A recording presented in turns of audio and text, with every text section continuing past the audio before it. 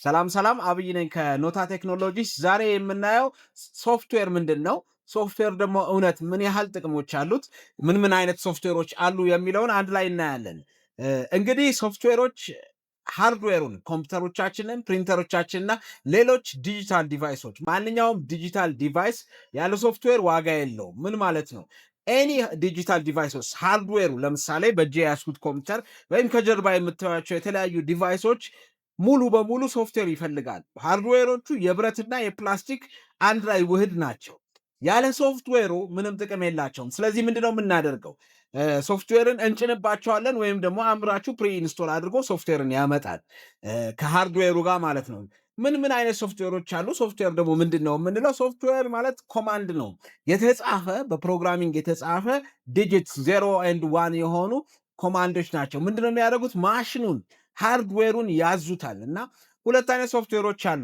አንደኛው ሶፍትዌር ምንድነው? ማሽኑን ከሰው ጋር ለማስተዋወቅ የሚጠቅሙ ሶፍትዌሮች ናቸው። እነዚህ ሶፍትዌሮች ማሽኖቻችንን ሃርድዌሮቻችንን ከሰው ጋር አግባቦት እንዲኖራቸው የሚያደርጉት ሲስተም ሶፍትዌሮች ይባላሉ። እነዚህ ሲስተም ሶፍትዌሮች የተለያየ አይነት ባህሪና ተፈጥሮ አምራቾችም አሏቸው።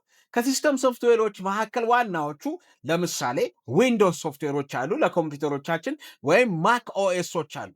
እነዚህ ኮምፒውተሮችና የተወሰኑ ስልኮች ላይ የምንጠቀማቸው፣ እንዲሁም ደግሞ ኤቲኤም የካሽ ቴለሪንግ ማሽኖች፣ ሌሎች ዲቫይሶች ላይ የምንጠቀማቸው ሶፍትዌሮች ናቸው። ከዛ አንድሮይድ አለ። አንድሮይድ ሜጀርሊ ብዙ ጊዜ ስልክ ላይ የምንጠቀምባቸው፣ ታብሌቶች ላይ የምንጠቀምባቸው ኦፕሬቲንግ ሲስተሞች ናቸው። ለሞቢሊቲ በጣም ወሳኝ የሆኑ ናቸው።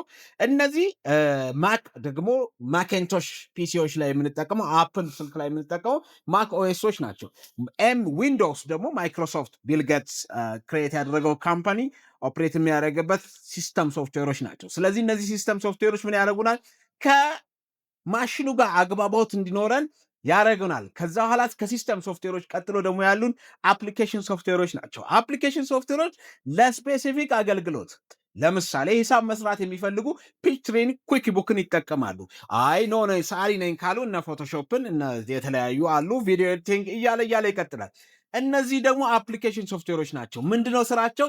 ሲስተም ሶፍትዌሩ ላይ ማክ ኦኤስ ሊሆን ይችላል፣ አንድሮይድ ሊሆን ይችላል፣ ወይ ደግሞ ዊንዶውስ ሊሆን ይችላል። እሱ ላይ ተጭኖ እኛ የምንፈልገውን በሙያችን የተቀረጸልንን ያንን ስራ እንድንሰራ ይረዳናል። ስለዚህ ዛሬ ምንድን ያየነው? ሶፍትዌር ምንድን ነው? ሶፍትዌር ማለት ማሽናችንን የሚያናግርልን የሚያግባባን መሰረታዊ አፕሊኬሽን ያለው ሲስተም ሶፍትዌር ይባላል። ከዛ በኋላ ደግሞ ከማሽኑ ጋር ከተግባባን በኋላ የፈለግነውን ነገር ተንትነን የምንሰራበት ደግሞ አፕሊኬሽን ሶፍትዌር ይባላል። ይመቻችሁ። ኖታ